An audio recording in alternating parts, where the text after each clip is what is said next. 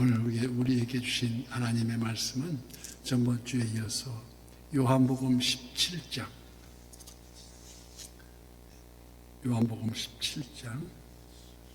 1절에서 5절까지 교독하고 마지막 절은 합독합니다. 17장.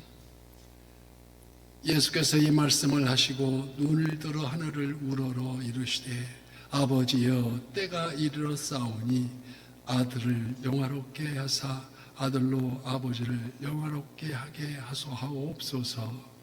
아버지께서 아들에게 주신 모든 사람에게 영생을 주게 하시려고 만민을 다스리는 권세를 아들에게 주셨음이로소이다. 영생은 곧 유일하신 참 하나님과 그가 보내신 자 예수 그리스도를 아는 것이니이다.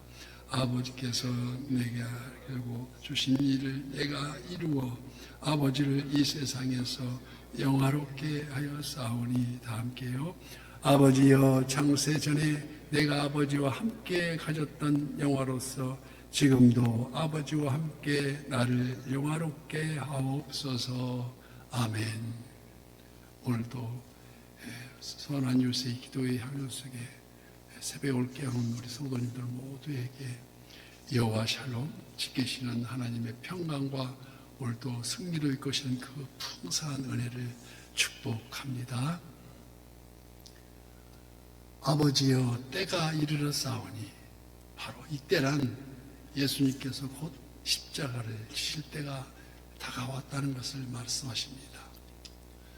오늘 본문 요한복음 17장, 예수님이 육신의 몸을 입으신 인자의 모습, 사람의 모습으로 십자가를 지신 바로 전날, 그 마지막 밤, 마치 대제사장의 자격으로 기도하시는 그 모습이었습니다. 그리스도 삼중직이라고 우리가 말하죠. 제일 만왕의 왕으로 오신 우리 주님, 또 우리를 구원하기 위해서 인도하시는 선지자로서의 주님, 마지막 삼중직의 세 번째가 하나님께 중보하시는 대제사장, 오늘 기도한 그 모습이 대제사장의 자격으로 기도하신다는 것입니다. 이 기도를 종교학자 멜랑히트는 하나님의 아들로서 스스로 드린 이 기도야말로 이 기도보다 더 높고 깨끗한 아름다운 울림이 어디 있겠느냐고 감탄했고, 종교개혁자 마틴 루터는 그 울리는 소리는 단순하나 그 깊이와 넓이의 풍성함은 측량할 수 없다고 감격했습니다. 또한 우리 장로교 근간을 칼빈은 예수 설교의 권위를 드러내는 인장과 같다고 말씀했습니다. 유명한 성서학자 맹게는 이 기도를 성경 전체를 가장 쉽고 심오하게 간추린 그 모범답안이라고 극찬했습니다. 구약시대 아론은 직계 자손 중에 선정된 대제사장이 1년에 단 한 번 예복을 갖춰 입고 대속죄일에 백성의 속죄를 위해서 지성소에 들어가서 하나님의 이름을 야훼라고 정식으로 불렀습니다.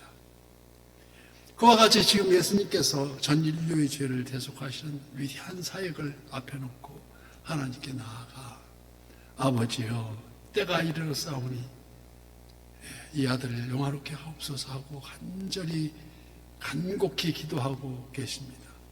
주님은 평소 습관적으로 미명의 시간에, 새벽 미명의 시간에 습관처럼 기도하러 산에 올라가셨으며, 또한 때를 구분하지 않으시고 그때마다 한정적으로 짧게 표현되어 있습니다.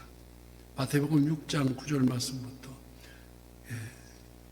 유명한 주님이 가르쳐주신 주기도문이 있고, 또 11장에는 천지의 주제이신 아버지여라고 외치시고 수고하고 무거운 짐진 자들은 다 내게로 오라고 말씀하신, 천명하신 그런 내용이었습니다. 그래서 요한복음 11장 41절, 나사로의 무덤 앞에서 눈을 들어 우러러보시고 아버지여 내 말을 들으신 것을 감사나이다 하시며 나사로에 나오라 하고 호통치며 외쳤습니다. 이렇듯 간편한 기도문이었으나 오늘 최후의 기도문은 1절부터 26절까지 쭉 긴 기도문을 3등분할 때 첫째 등분은 주님이 자신을 위한 기도였었고, 두 번째 등분은 제자들을 위한 기도, 그 다음에 마지막은 믿음의 형제 곧 온 교회를 위한 기도로 구분되어 할 수 있습니다. 우리가 평소 기도할 때도 이 내용을 순서를 본받아 기도함이 바람직하다고 합니다. 즉 먼저 자신을 위한 기도를 먼저 하고, 속죄의 기도를 먼저 하고, 두 번째 우리 가족, 형제, 이웃 그리고 교회를 위해서, 나아가 세 번째 국가를 위해서, 점점 더 온 인류를 위해서 그렇게 기도하면 이제처럼 점점 더 기도의 범위를 넓혀가며 기도의 권장을 말씀하고 있습니다. 이렇듯 아들을 영화롭게 하사 아들로 아버지를 영화롭게 하옵소서. 그런데 왜 아들을 영화롭게 하십니까? 그 대답은 오늘 보면 2절 말씀입니다. 아버지께서 아들을 주신 모든 사람에게 영생을 주시려고, 이게 그 영생 때문이라는 것입니다. 즉 3절 말씀, 영생은 곧 유일하신 참 하나님과 그가 보내신 자 예수 그리스도를 아는 것입니다. 바로 이게 영생이라는 것입니다. 참 하나님과 우리 그가 보내신 예수 그리스도를 아는 것.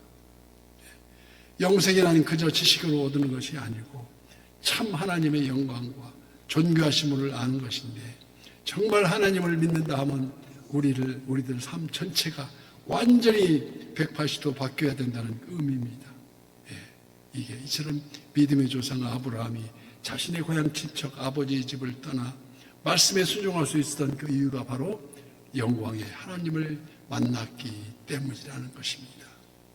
그래서 5절 말씀, 아버지여 창세전에 내가 아버지와 함께 가졌던 영화로서 지금도 아버지와 함께 나를 영화롭게 하옵소서. 하나님은 우리가 영광의 눈을 뜨길 원하십니다. 그래서 거듭난다는 표현으로, 본 어게인 한다는 표현으로 우리에게 거듭남의 위치를 말씀하십니다. 영광 중에 주님을 만나게 하심, 영광의 하나님을 알게 하심이 하나님의 애당초의 계획이라는 말씀입니다. 만약 아직도 말씀에 순종함이 없고 영광의 하나님을 모른다면 진짜 하나님이 믿는 게 아니고 우리의 기도가 그저 축복으로만 흐르게 되어서 복 주십시오 하고 간구하러 그것만으로 그 마음속에는 걱정, 근심, 의심, 두려움이 여전히 잔재 있다는 증거라는 것입니다. 안 믿는 것도 아니고 믿는 것도 아니고 어정쩡한 상태. 그래서 요한계시록의 소아시아 7교회 중에 라오디게아 교회가 바로 그랬습니다. 네가 차지도 않고 뜨겁지도 않은 뜨뜻미지근하니 내 입에서 토하여 버리겠다고 책망하십니다. 범사의 기한이 곧 천하만사가 다 때가 있다 하였사오니 만사가 다 때가 있음과 같이 달이 차면 기울을 때가 있고 해가 뜨면 질 때가 있듯이 적기에 봉사할 때가 있고 세상 만사가 억지로 이루어지지 않는다는 것을 말씀하십니다. 세계 2차 대전 당시에 1943년 2월 3일 날짜 바로 그 날짜 지금도 지키고 있습니다. 미국의 전함 로체스호프는 904명을 그 병사들을 싣고 북대서양 그린랜드로 수송 도중에 이 함정에는 4명의 군목이 타고 있었는데 이 잠수함이 독일 잠수함 레이더에 걸려 침몰하게 되었습니다. 4명의 군목이 승선하고 있었는데 그 전체 인원이 904명의 병사가 타고 있는데 이 군목이라 하면 군대에서 목사의 직분을 담당하는 게 군목인데 4명의 군목, 폭스 구드, 크라크 풀링, 존 와싱턴, 그래서 이들은 급히 바닷속으로 침몰해가는 배에서 구명들을 잊지 못하고 자다가 내복 차림으로 올라온 병사들에게 구명조끼를 나눠주면서 또 입혀주면서 아비규환 속에서 질서를 놓치면서 마지막에는 구명대가 없는 병사에게 자기의 구명대를 벗어서 입혀주고 최후 4사람의 군목은 서로 팔을 끼고 하나님 앞에 기도하는 중에 그 배와 같이 바닷속으로 사라지고 말았습니다. 이 군목들의 헌신적인 활동으로 말미암아 약 300명의 생명을 건졌습니다. 전쟁이 끝난 후에 이들이 죽음이 가장 가치 있는 희생으로 알려져 있어서 1961년 1월 18일 의회 표결에 의해서 이제까지 누구에게도 수여된 적이 없는 영웅 특별 훈장이 네 군목들에게 주소되었고, 이날을 매년 2월 3일을 네 군목의 기념일로 지정되어 있어 지금도 지키고 있으며 또 기념 예배당에 봉헌되었다고 기록하고 있습니다. 이들은 바로 예수님의 십자가 정신으로 가장 가치 있는 죽음이 되어 미국 전쟁사에 길이 기억되고 있다는 것을, 이처럼 아버지로 아버지를 영화롭게 하옵소서의 그 표현이 되었다는 것입니다. 예수님은 아버지가 영화롭게 두는 것이 소원이며 기도의 목적이라는 것입니다.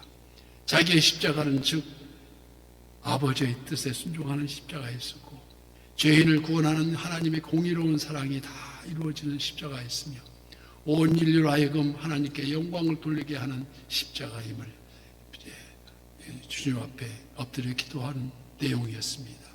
그런데 사람들이 겸손하지 못하고 믿음보다 감정이 더 앞설 뿐만 아니라 일찍이 미가서 6장 8절 말씀에 사람이 주께서 선한 것이 무엇임을 내가 보이셨나니 여호와께서 내게 구하시는 것은 오직 정의를 행하며 인자를 사랑하며 겸손하게 내 하나님께 함께하는 행하는 것이 아니냐고 말씀하십니다.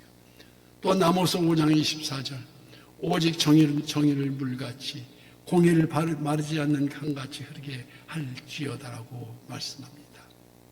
이와 같이 교회가 그리스도 안에서 하나가 될 때 하나님의 권능을 나타낼 수 있고, 그때야 비로소 오늘의 기도 내용 중 말씀과 같이 곧 내가 그들 안에 있고 아버지께서 내 안에 계시어서 그들이 온전함을 이루어 하나가 되게 하려 함은 아버지께서 나를 보내신 것과 또 나를 사랑하신 것 같이 그들도 사랑하신 것을 세상으로 알게 하려 함이로소이라고 주님 기도하고 있었습니다. 오늘도 새벽을 깨우면서 우리가 기도로서 하루를 시작할 때 이렇듯 교회가 교회다워지는, 또 하나가 되어가는 화평을 이루어서 그 사랑을 세상에 나타내며 또 나누어주며 끝내는 어둠의 세력을 물리치는 저와 우리 성도님들 다 되시기를 예수님 이름으로 축복합니다.